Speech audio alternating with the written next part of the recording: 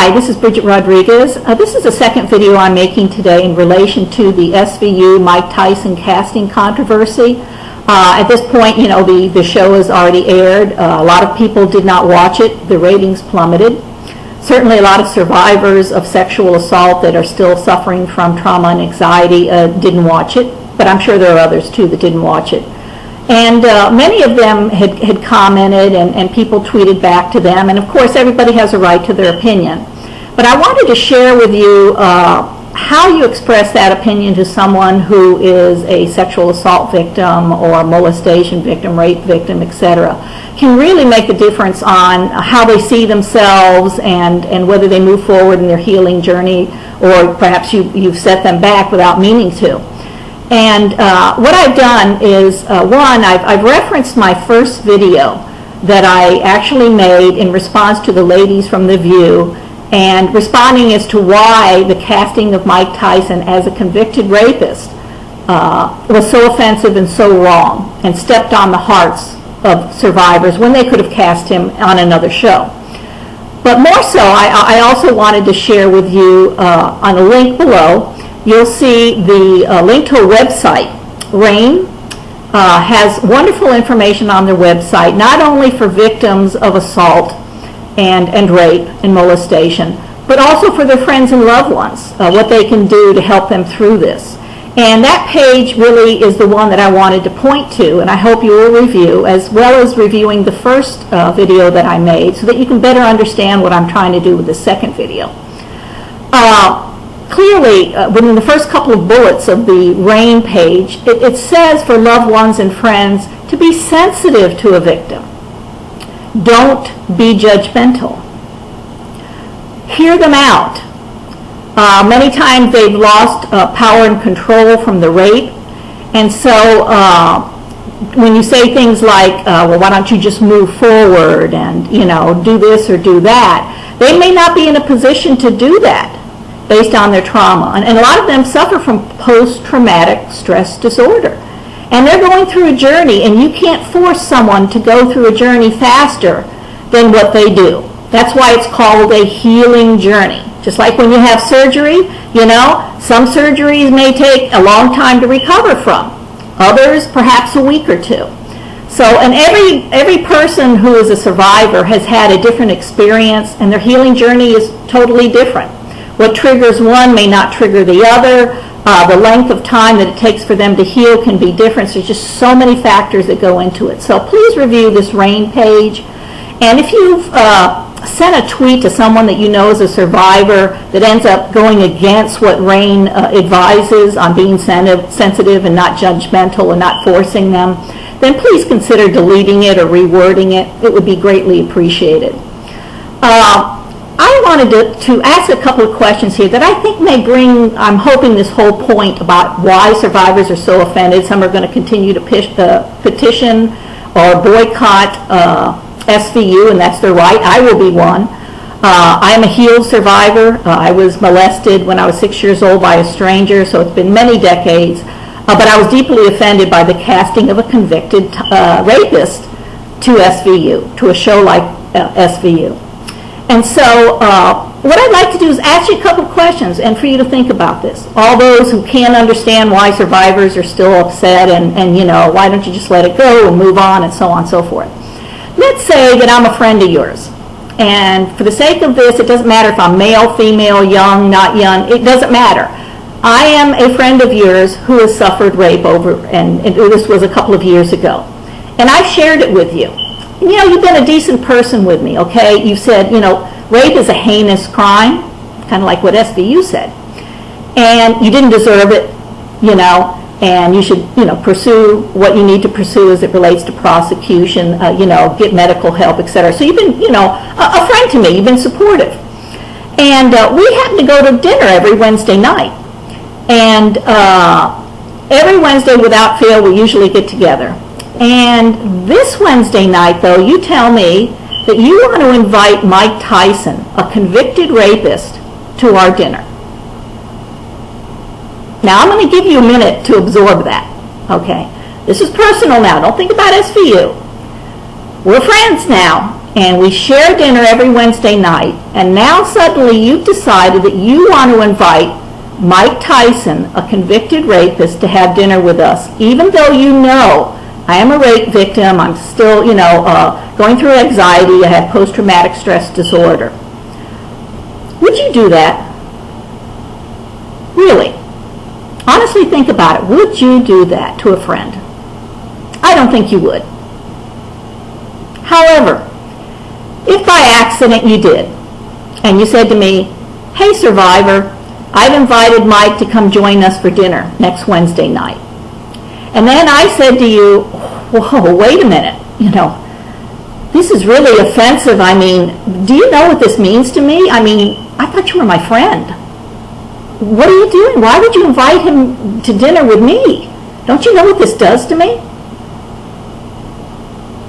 Now, after I said that to you, would you still invite Mike Tyson or any known convicted rapist to have dinner with us? I'm going to give you a minute to think about that. Would you really? I think many of you wouldn't. You'd know better than that. And wouldn't the win-win be not to invite Mike Tyson to have dinner with us? Instead, just have dinner with Mike another time, or perhaps have lunch with him outside my presence as a survivor? These simple questions, this simple scenario I provided you, I think will bring home a lot as to how you should treat people who are offended by the SVU controversy. I hope it does. But if not, certainly review the RAINN sheet and stop and think about how your words can affect people who are already going through anxiety and post-traumatic stress disorder. I respectfully ask you to please do this. And be careful for any other comments. Again, you can express your opinion even if you disagree with a survivor, but how you do it, knowing that they're under stress and under anxiety, can make a world of difference. Okay? And now what I'd like to do is to address this situation not just from a rape survivor standpoint, but as a social cause.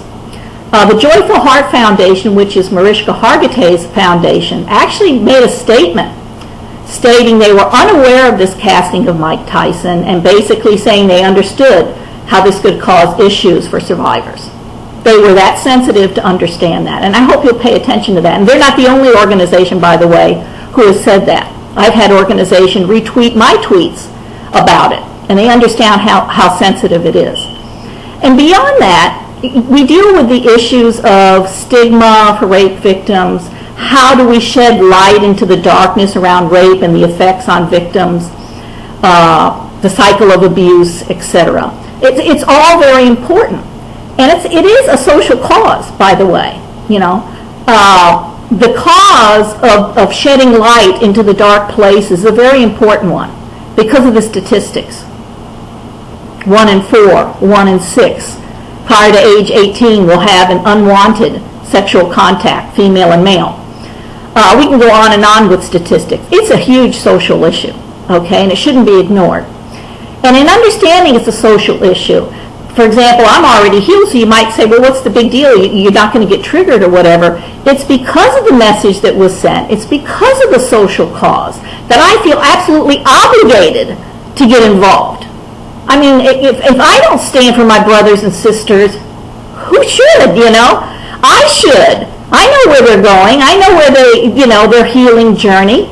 And some of them, they're going to take a lot longer than I ever did. I was just molested one time by a stranger. Some of them were sexually abused by family members and trusted people for years as children. I mean, it's tremendously deep and a long journey for them.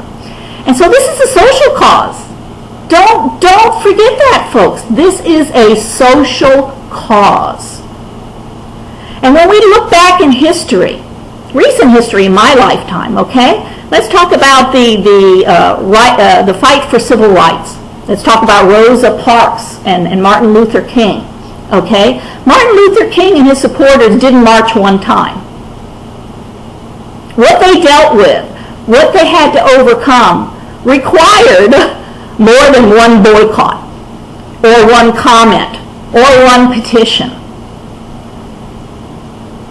what Rosa Parks and her supporters went through required more than just Rosa not giving up her seat in the bus. I hope that's sinking into you so that you'll understand why this social cause is causing people to do more than just sign a petition or just boycotting SVU for one episode, because it goes well beyond that. And what SVU did sent a horrific message. And it actually, to me, set back the case, the cause of trying to light the dark around these issues. So this is a social cause, folks. This really is.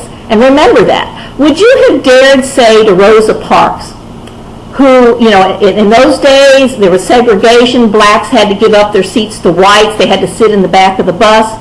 And Rosa, on this one particular ride, you know, didn't give up her seat when she had to stand up. There were no more spaces for African Americans to sit in the back of the bus.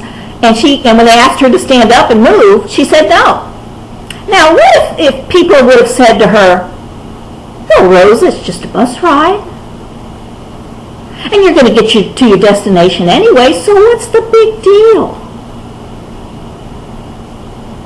Well, we all know through history that it was about a lot more than just a bus ride. It was about her dignity. Her dignity that had been attacked basically every single day as an African American. And rape victims and sexual assault victims and domestic violence victims go through stigma and go through things because people don't understand them and say insensitive things to them, or do worse, insensitive things to them, like put a rapist in front of them when they had an option not to. So this is a civil cause. And just like you would now look back on Rosa Parks and say, "Well, Rosa, it was just a bus ride. Move on, Rosa. Just get over it." Or, "Rosa, God teaches us all to forgive. Don't do anything about it. Just forgive." Really? And by the way, for some of you who have used the term haters, be careful with that word. Hate is a very strong word and a very strong sentiment, and it really has no place. If someone truly has sent a message or a tweet that is hateful, filled with hate, yes, you have a right to address it. But just because someone doesn't agree with you, don't call them haters. Please don't do that. And what the least you want to do, you know, is ever hurt a traumatic stress syndrome person with that word when they don't deserve it. Okay? You wouldn't have called Rosa Parks a hater. Don't call some of these people haters because they want to move forward in their dignity. In their dignity.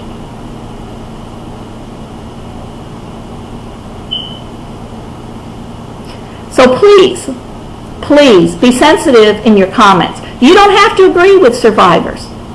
That's fine. But how you express it makes a difference. And again, I want to point out, one survivor's healing journey is not the same as another. And if you're a survivor and the casting of Mike Tyson didn't upset you, or you watched the episode and it didn't trigger, great and wonderful for you. However, that's not the case for the tens of thousands, maybe hundreds of thousands of other people, of other victims. And finally, I wanted to say something else. I saw some comments like, "Well, you know, it's just a TV show, and if it causes you to trigger, don't watch it." Again, I hope my first video, if you watched it, will let you know why it's not watching it that's offensive, because those individuals were not going to watch it. You know, they're not going to be watching. If they're offended at his casting, they're not going to be watching SVU, I can guarantee you. But it's about the message that was sent that offended them. And when I saw some comments like, "Well, how could you watch SVU all the time and not get triggered, but yet suddenly get triggered just by the message of convicted rapists being cast on SVU?" Well, obviously you don't know rape victims or sexual assault survivors. Many of them don't watch every episode of SVU. They can't. Okay? There are certain things for them that may trigger. And when they think it's going to trigger based on a promo or something like that, they don't watch. I have one Facebook friend that doesn't watch SVU at all. She can't, you know. She's tried, she can't do it. That doesn't mean SVU was bad, because the reason why survivors appreciate SVU was the fact that they were the one true friend that stood up against sexual assault, against domestic violence, that always said the victim was never wrong. So they found a friend previously in SVU. But that doesn't mean they could watch every episode. And this message alone was triggering for people, because never had SVU ever cast as a guest star a known convicted rapist. So, I don't want to talk any further. I know I've probably talked now for 15 minutes. I think I should end the video. But I hope in some way I've shared some information that could be of value to you, some of the concerns of the tweets that some survivors received. And I hope at the end of the day that we make lemonade out of lemons, okay? Because that ultimately is the test for all of us, whether we can move forward in unity and show concern for one another, but especially those. If you're not traumatized, great and wonderful, but shouldn't you show real love and concern for those who have been? Thank you so much for hearing me out, and have a great day.